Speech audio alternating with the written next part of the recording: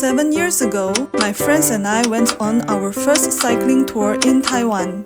As you can see, I enjoyed it so much that I decided to do it again in 2024.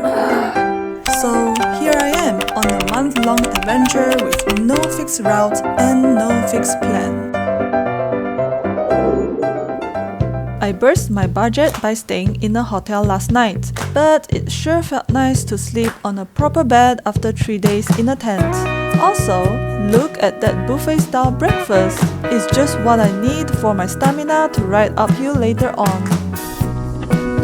Leaving the comfort of the accommodation. Today is a challenging one because I'm going to climb 450 meters to Shouka. The distance to there is around 20 kilometers, and that's just the top part of it. And then after that, I don't know how many kilometers until I reach wherever I'm going.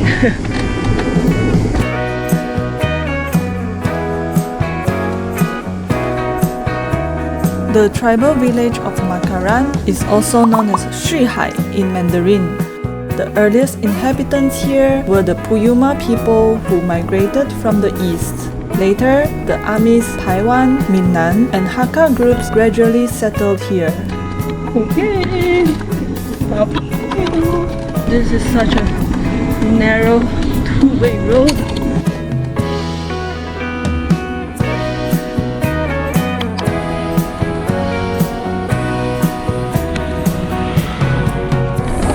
Wonder it's raining. The road sign safe. 7 degrees slope ahead. Yay!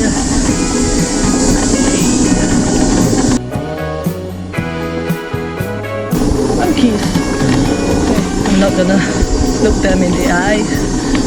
A car passing by just now using loudspeaker to say 加油加油 to me. That was nice. Can't really see, but there it is. The sea. It's really in the middle of nowhere. There's Xuhai in the distance, I guess. And I came from the road there just now. Up, and here. And I parked at the wrong side of the road just to shoot this video. I just came from there, so from here it will go back to Hengcun or Cheteng, and then here it will go to Shouka, and then from there to Taitung. So we'll go to Shouka later after some rest. Spoiler alert, I didn't make it to Shouka that day. The reason? You'll find out soon enough. Hi. Hi. Just 1.4 kilometers away from that mushroom-shaped gazebo, I came across this spot with quirky decorations and a charming bookhouse called Fan Yi, nestled in the mountains. I was curiously looking around when Along, a friend of the bookhouse owner, came out and kindly gave me a tour. Fan Yi Bookhouse is run by Mr. Lin, a dedicated activist and advocate for Taiwan's indigenous community. Along explained the meaning behind Fan Yi. 其实番这个字本来是汉人把原住民称为番或者环纳，那当然它本来一定是一个歧视的字，那但是从原住民某些有自觉意识的观点，会觉得，当我还被叫做番的时候，表示我还有主体性，我没有被你同化，所以我就有一些原住民朋友还写宁为番人，我宁可当番纳，我也不要变成你什么山胞，变成你所谓的原住民，因为当我还是番，表示我有自己的领土，我有自己的土地，我有自己的文化，我有自己的政治，也是另外谐音翻译中文，还有另外一个就是 translate。我看你不要回去了啊！我看你要住在这里喽。你说他要靠卖书活吗？一定不是嘛。他带动一个运动之类的意识。透过这东西就会引起很多人，包括那个部落里面的 Indigenous people，对不对？外面的人，这边就会有一些知识的传播跟观念的思辨的讨论，然后是一个 cultural communication 的一个重要的 site。所以你看，他们就在思考说，那整个恒春半岛从原住民的观点，到底有什么样好的经济发展，跟可以有一个自主的可能性？从历史的、文化的、政治的，以及教育的。你应该是你有骑到垦丁吗？有啊，骑到鹅銮鼻，然后到满洲，对不对？对。然后又再骑到旭海，那也翻过来，现在在东园这里。Ah Long then showed me one of the newspapers published by Mr. Lin called 南岛时报，就是后来重新做装订的，全部都是跟原住民的权利有关的。那原住民的运动会，就报道很多，反正跟政治的、教育的、劳工的，然后去老部落寻根的。日本的 colonial government 就把大部分原住民从山上搬下来，因为比较好控制，所以很多山上都还有老的房子跟旧部落，所以旧部落整个是石头的房子，只能爬山上去，因为没有路。他小时候搬出去，最近刚把山上的房子重新盖好，找一条回家的路，然后他们就在山上办展览，在屏东北部的一个山区，我们现在在这个位置，差不多这里。然后他们是从在1000公尺被搬到山下。台湾族吗？这卢凯族啊，台湾族也是这种石板的房子，然后在山上就这样生活啊。山上的食物，阿拜跟群纳夫把小米捣一捣，变成像糯米一样很黏黏的，然后包肉。其实跟马来西亚的原住民煮食物的方式很像，对。这个山就是整个屏东、台东最高的山，也是他们的 Sacred Mountain， 就叫北大武山。所以从高雄以南，你到台中这一边，几乎都是排湾族为主啊，卢凯族比较少，语言不太一样，文化很像。更有趣的就是在清朝的统治的那个末期，他们其实就把没有被朝廷统治的，他们叫生番，你已经同化了，就是已经被政府控制或者统治了，这叫熟番。所以生番熟番是一个重要的划分的概念。然后更有趣的是，被统治一半还没有整个完全被汉化或者被日本的皇民化的，所以那时候像日月潭那一边，它叫化番，就是生到熟中间就是。I was later invited to have lunch with a few more of Mr. Lin's friends who are of the Amis tribe. 喝鱼汤哦，你们刚才从这里的河抓的嘛？这里啊。今年啊。哦，谢谢你。真的好料哎。好料。新鲜鱼汤哎，早上才抓的。然后小谢呢来到这边呢，在你们骑脚踏车呢，给他平平安。陈教授也是这样的祷告，是奉主耶稣的名祷告，阿门。不要讲你要去打猎。对，也不要讲说我一定要抓到什么收获什么。可以先讲，会共估。因为他们把这个狩猎啊相关的这些收获，他们认为是上天跟土地送给你的礼物。他要送你什么不是你决定的，所以你要接受他跟感谢他。你不会说我要什么。After finishing lunch and having a few rounds of drinks, I was way too lazy to continue riding, so I shamelessly crashed at the bookhouse for the night. And that's why I didn't make it to Shouka that day. That afternoon, students from the National University of Kaohsiung visited Fan Yi Bookhouse to hear Mr. Lin talk about indigenous rights and advocacy. Afterward, Along took me on a tour around Dongyuan wet grassland and the village center. It was wild ginger flower season, so the air was filled with a light floral scent.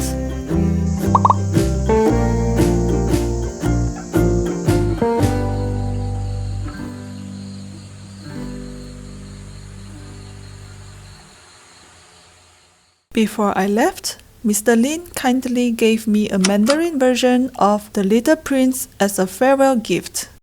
拜拜啦，林老师，拜，下次再见。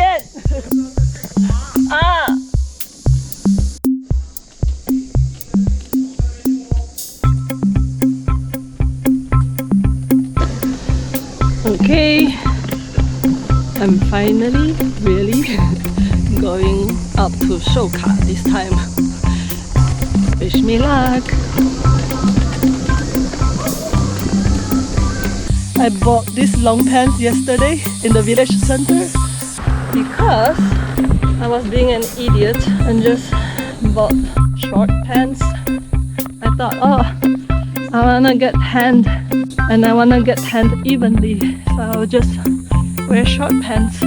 I did get tanned, but I also get burned. So long pants it is. Learned my lesson.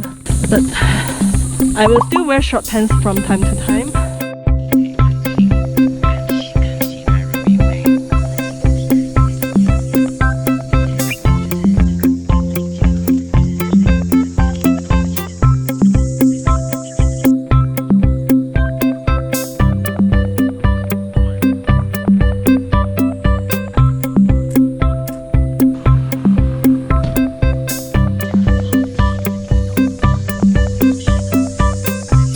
That is Xuhai.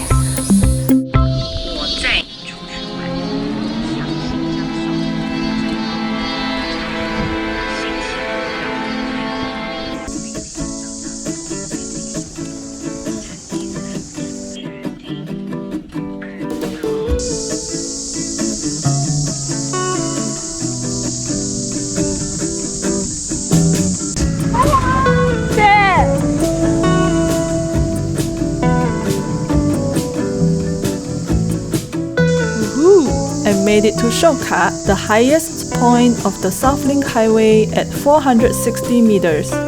This building here used to be a police checkpoint, but now it's a rest stop for cyclists that provides toilets, repair tools, and water. A few years ago, coming from Fangliao, we came up to Shouka from this way. And this year, when I came up from Kenting, I came up from this way. And so Shouka is the middle point.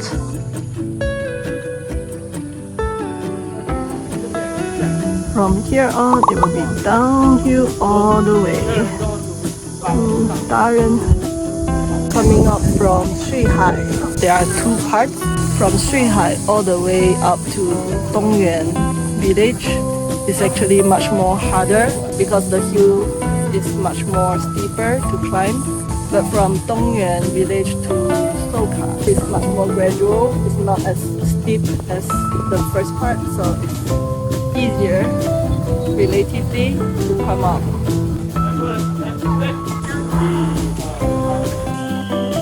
Behind me, they are taking group photos. And then they are holding a card holder that says 环岛就是要来Shouka, which means if you're touring around Taiwan Island, you have to come up to Shouka. Alright, it's time to say goodbye to Taitung County and head into Taitung County. From here on out, it's gonna be a long, sweet downhill cruise. Woohoo!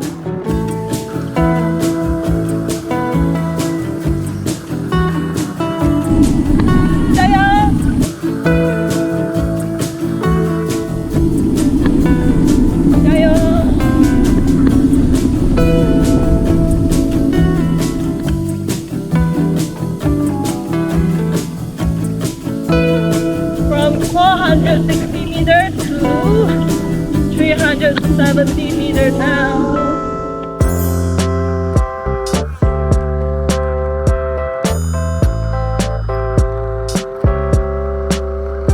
Oh, the view from the side is beautiful. Too bad I don't have extra hand to hold the camera. Jayo! Damn, that was embarrassing. They don't need to guide you because they are on motorbike. It's just an automatic response. It's like when a waiter gave you your food and he said, "Enjoy your food," and then you replied, "Thanks, you too." It's the equivalent of that. So anyway, the view from the side is beautiful, but I don't have an extra hand to hold the camera to record because I need both of my hands on the brake. Jayo!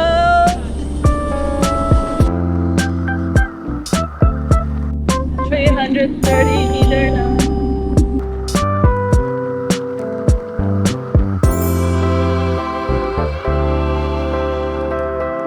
I remember the first time I passed through here and going downhill, there were a lot of cars on the road and I was so nervous. There were cars passing by quite fast, but now there are no cars, which is awesome! 250 meter now.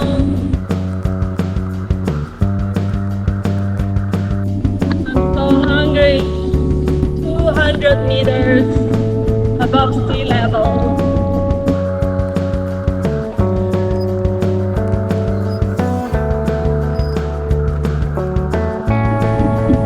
Ooh, police station.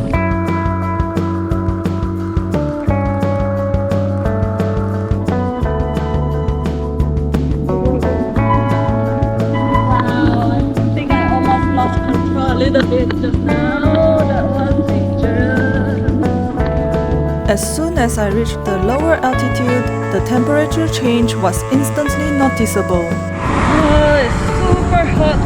It's gonna be all the way beside the highway today.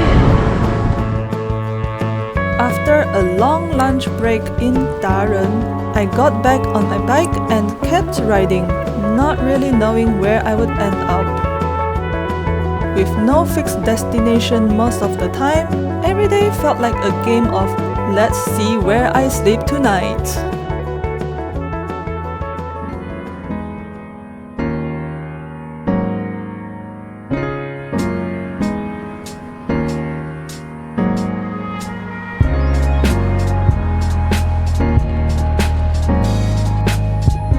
Going all the way up there on the highway.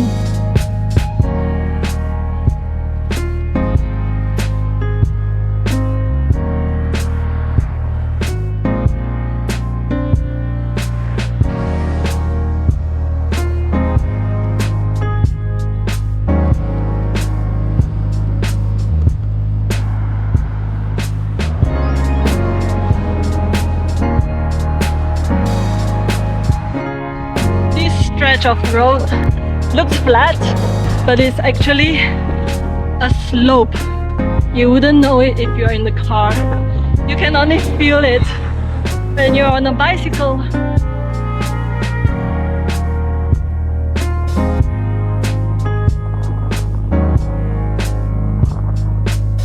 East Coast is beautiful, but I hate the fact that it's right beside the highway. And some parts of it doesn't have wide shoulder, so it's quite dangerous when the cars are really close by you, especially going downhill, because all the cars they are speeding past very close by you. I like cruising along the East Coast, but I also hate it. It's a love-hate relationship. Big thanks to Along, he helped me secure a place to sleep that night at a school run by his friend. It's on a hill in Xinxianglang, a Taiwan tribal village near Taimali. I had no idea how steep it would be until I got there. Cow.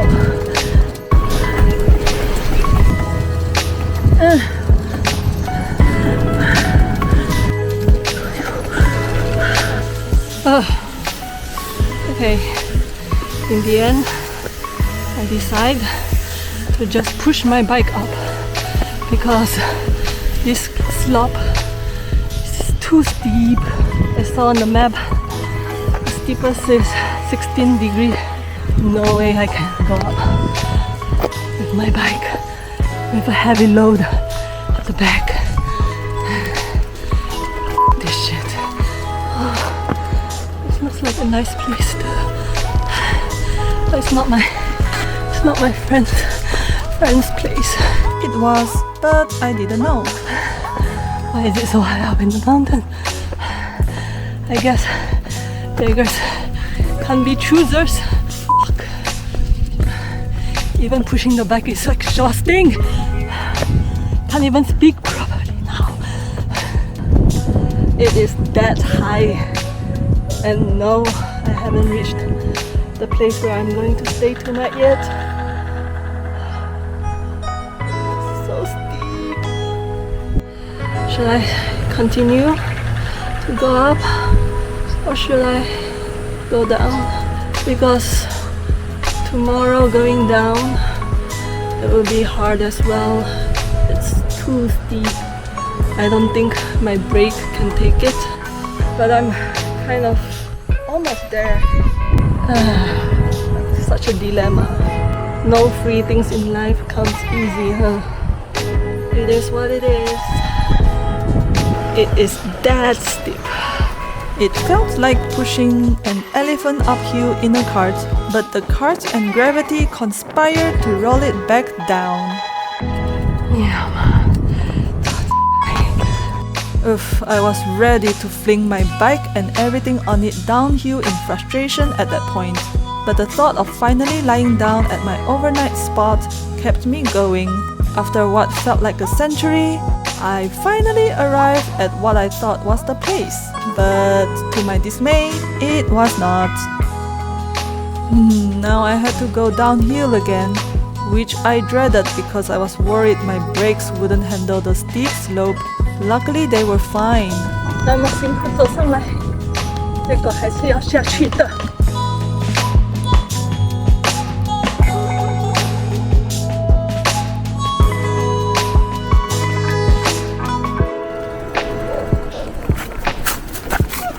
I think it's here.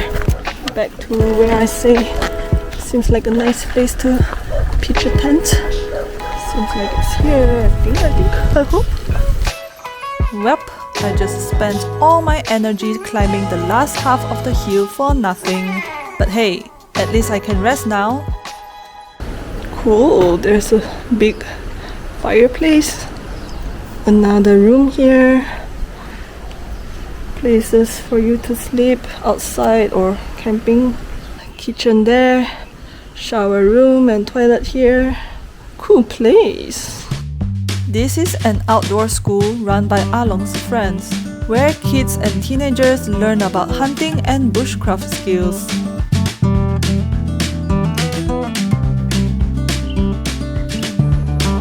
Every time I reach a campsite or accommodation, the first thing first is to charge all the devices.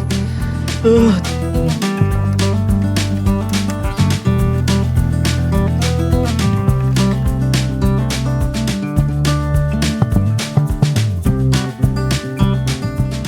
Cooking dinner, instant ramen again of course, and because it's already dark, the mosquitoes started to come out, so I have this mosquito coil, keep the mosquitoes away. Yep, it's already quite dark here. There's one house down there. Hello neighbors. Everything happened so fast. 1 minute I was eating my ramen alone up there, and the next I was being picked up and dropped off at a party. Someone from the village invited me to join his nephew's Songbingjiu, a farewell bash for his nephew who is about to join the army. Songbingjiu is a unique custom in Taiwan's indigenous tribes. During the Japanese colonial period, men from these tribes were often sent overseas to fight, and many of them never returned, their fates unknown. To say a final goodbye, families would throw a big feast, inviting everyone. Over time, this tradition has shifted from a grim farewell to more of a celebratory gathering. I was still holding onto my pot of ramen stupidly because everything happened so suddenly I didn't even have time to process it. Before I knew it, I was being whisked away on a motorbike to this party. Oh well, just going with the flow, eh? Talking to the locals, I learned some cool things about the Taiwan tribe. For instance, kids here call anyone of their parents' age mom and dad, Ina, for mom and ama for dad, because the whole village helps raise each other's kids. They also refer to others as brother or sister, creating a strong community bond. And here's an interesting one. To become a husband in the tribe, a man must pass a test set by the tribesmen. It's their way of ensuring their sister, whether by blood or not, is well protected.